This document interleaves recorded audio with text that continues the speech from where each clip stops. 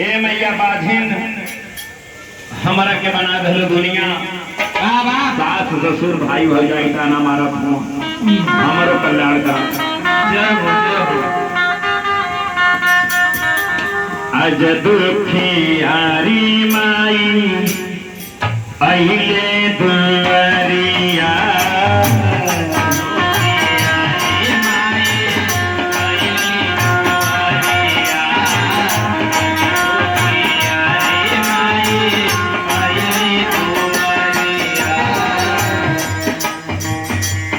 दुखियारी माई अइले दुआरिया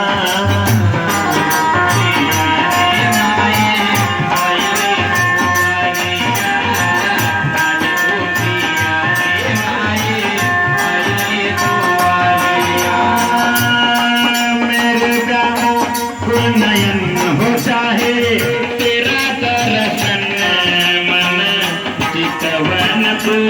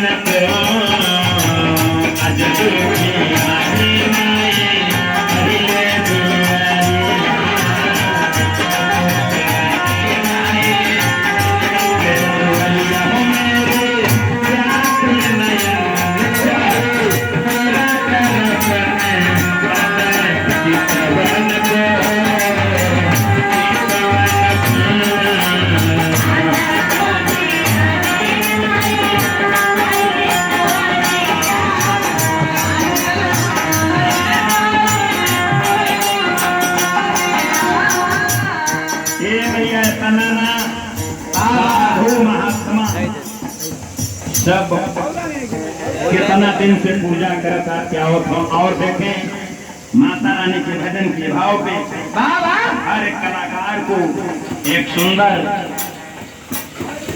साफा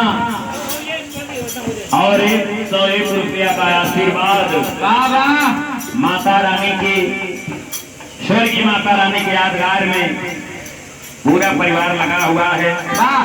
मेरे हर एक कलाकार को सुंदर साफा पहनने के लिए वस्त्र 101 रुपया से सम्मान किया गया। सर्व माता रानी की कृपा बनी रहे इस दुबे परिवार के ऊपर, हम कलाकारों के ऊपर।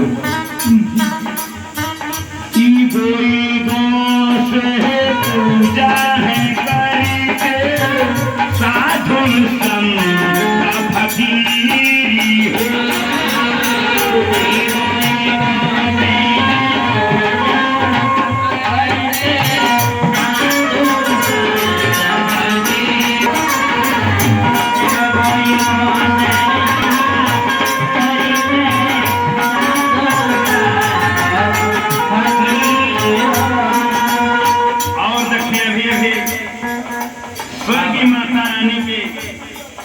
पिछले सुपुत्र अजीत भाई से 101 रुपया का आशीर्वाद रानी के आधार में भगवान भले भगवती मैया ऊंची स्थान दे जहाँ भी आत्मा जाने शरीर में बात के पूरे परिवार की स्नेह श्रद्धा समन समर्पित होकर आत्मा के जाने शरीर में बात के सुखी रहे मैया की कृपा बनाए।